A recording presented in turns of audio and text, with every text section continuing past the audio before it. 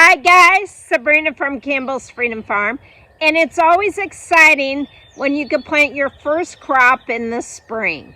Now, remember, the first crop usually has to be cold hardy because you don't know if it's going to frost one day or it's going to be 70 the next.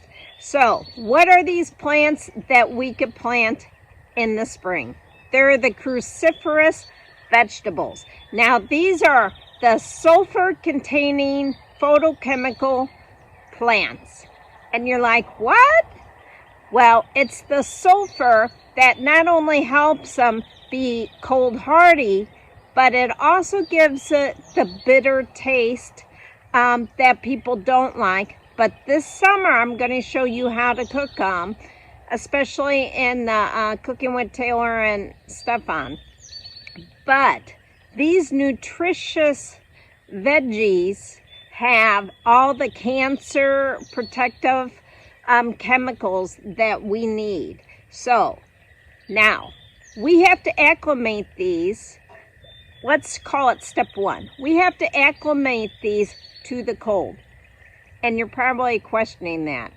Most of these were started by seed indoors or else in a greenhouse. And even though they're cold hardy, they have to get used to the temperatures. That means they have to acclimate to the sun, just like a tomato plant. But secondly, and this is the most important, people forget, they have to acclimate to the nighttime temperatures. So what I do is I put them out. I get up at 5, and I put them out at 5 when it's really cold. And at night, I leave them out till about 10 or 11. Then I wean them outside in a covered area. It only takes like 4 days to do this. And then by the time I'm ready to plant, they're used to all the temperatures. Now, step 2, this wagon, I love this wagon. It's filled with water with nutrients. So before I plant anything, and this is all summer, I take a solution. This is a 20-20-20. That way it covers all the nutrients that a plant needs. And I soak it for at least an hour. And if it's really hot, I even do it longer.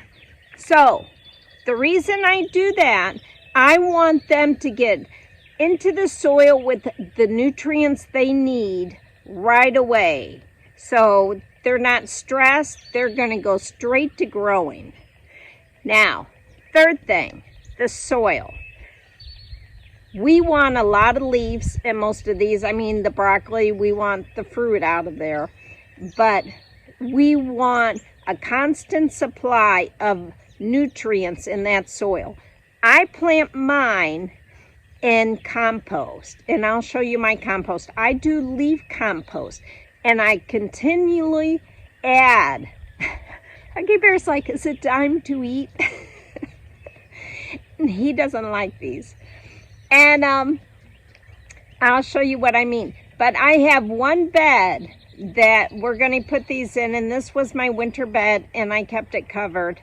And it has cilantro that made it through the winter, and we had 30 below in December. Remember that. And my garlic has come up.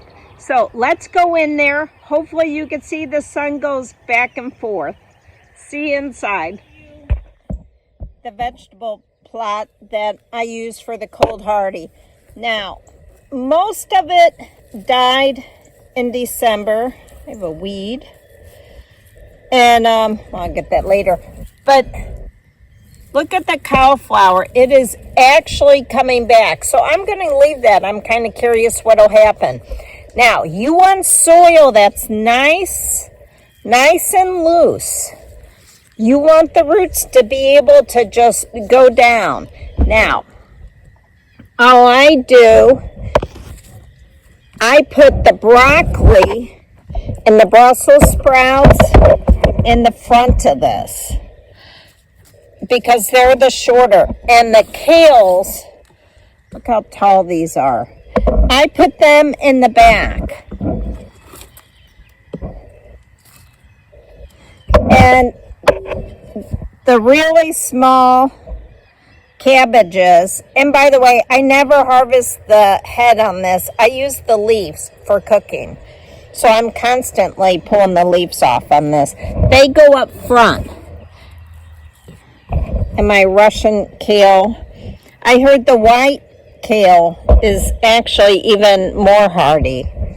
And then all I do is I just work them in real quick with some compost on top. Let me show you. Now I am putting these roughly 10 inches apart. And a lot of people like them further apart, but I constantly pull off the bottom leaves, so it's getting air.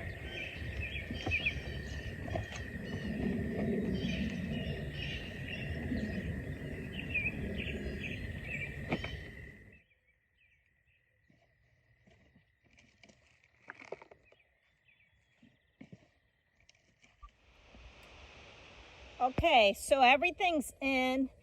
It looks remarkable already. But I also want to show you, remember last year we planted the rhubarb? It has come up. I love rhubarb. I have great memories of rhubarb and strawberry pie, which we're growing both. All right, let me flip the camera around. Okay, so planting your cruciferous veggies are just so easy. Now the care, let's talk watering. Never let a cruciferous vegetable dry out. It just doesn't do well. It's the cooler vegetable, so with cool you like that moisture, but you don't want to drown it either. I don't cover mine because of the spring rains. I don't want to rot these. So I keep it basically uncovered and I just keep adding compost. Now, if I see that they're not growing as fast as I would like or they slow down, I'll probably add a slow release nutrient to go in here, a fertilizer. But now, this has the dome, so what I do, if I know it's going to be cold, or if I see like the cabbage moth coming out, then I'm going to cover this and it's staying covered. If I see the insects, I hate those. My grandson just picks off those cabbage loopers all the time. It's funny. Now, I put these really close. Now, I may be a little odd, but I eat the leaves of the broccoli.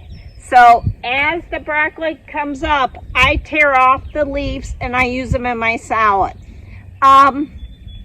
Maybe it's acquired taste. I don't know. I do the same with Brussels sprouts. My cabbage, my Russian cabbage, I never get the head because I'm constantly pulling those off. That has the most nutrition out of everything for the calcium, the vitamin E, and nutrients. It's odd to think, but the leaves hold everything. So for me, that's where I put, you know, I'm a health nut. I like all that stuff.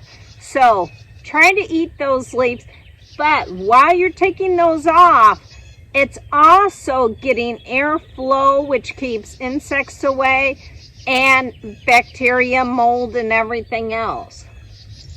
So if you constantly harvest, then being close, it's not a problem. But okay, this is exciting. The next thing that we could plant outside is a bulb. Actually, it's a tuber. So let me show you in the next video what I'm talking about. This is Sabrina from Campbell's Freedom Farm. Please hit thumbs up. It really makes a difference, and subscribe. Have a great day.